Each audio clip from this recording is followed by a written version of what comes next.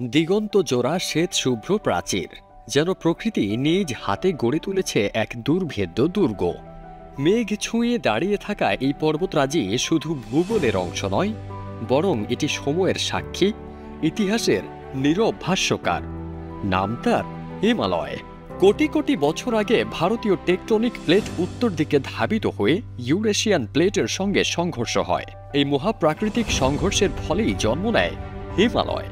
হিমালয় থেমে নেই, প্রতি বছর কয়েক মিলিমিটার করে আরও উঁচু হচ্ছে, যেন প্রকৃতি তার গঠন এখনও শেষ করেনি।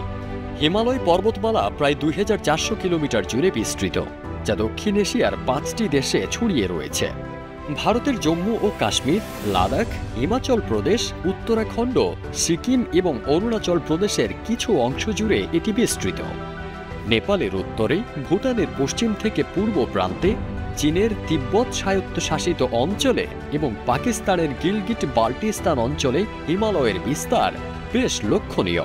হিমালয় পর্বতমালা গঠনগতভাবে 3টি প্রধান স্তরে বিভক্ত। সর্বোচ্চ অংশ গ্রেট হিমালয় বা হিমাদ্রি, যেখানে মাউন্ট এভারেস্ট সহ বিশ্বের সবচেয়ে উঁচু শৃঙ্গগুলো অবস্থান করছে। এর নিচে লেসার হিমালয় বা হিমাচল, যা তুলনামূলকভাবে নিম্ন উচ্চতার পাহাড় এবং উপত্যকায় সমৃদ্ধ।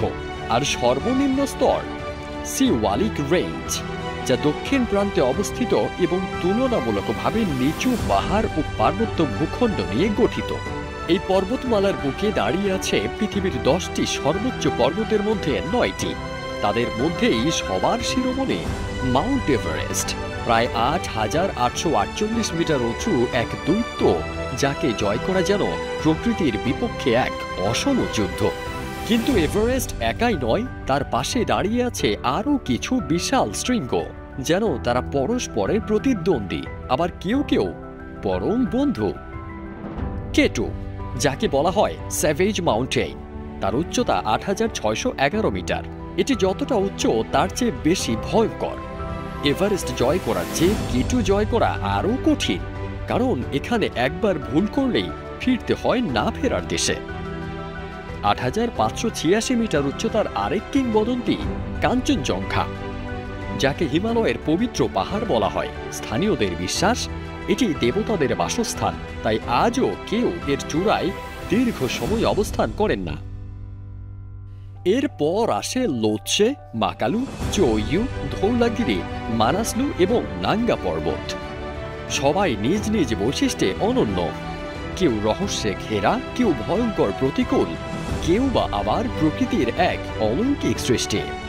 হিমালয়ের ভয়ঙ্কর সৌন্দর্য বহু অভিযাত্রীকে আকর্ষণ করেছে, কিন্তু এটি শুধু সুন্দরী নয়, এটি বিপজ্জনক। প্রচণ্ড ঠান্ডা, অক্সিজেনের অভাব, তুষার ধস আর ডেথ জোন, যেখানে মানুষ দীর্ঘ সময় বেঁচে থাকতে পারে না। শত শত অভিযাত্রী হিমালয়ে হারিয়ে গেছেন, অনেকে জীবিত ফিরে আসেননি। হিমালয়কে ঘিরে শত শত রহস্য লুকিয়ে আছে। অনেকেই বিশ্বাস করেন এখানেই বাস করে ইয়াতি, রহস্যময় তুষার মানব, যার অস্তিত্বের প্রমাণ আজও পাওয়া যায়নি। আবার কিছু প্রাচীন গুহা ও মঠ সম্পর্কে বলা হয় সেখানে সময়ের বাইরে এক অদ্ভুত শক্তির উপস্থিতি রয়েছে। সত্যি কি হিমালয় এতটাই রহস্যময়, নাকি এগুলো শুধুই কল্পকাহিনী? কমেন্টে আপনার মতামত জানাতে ভুলবেন না।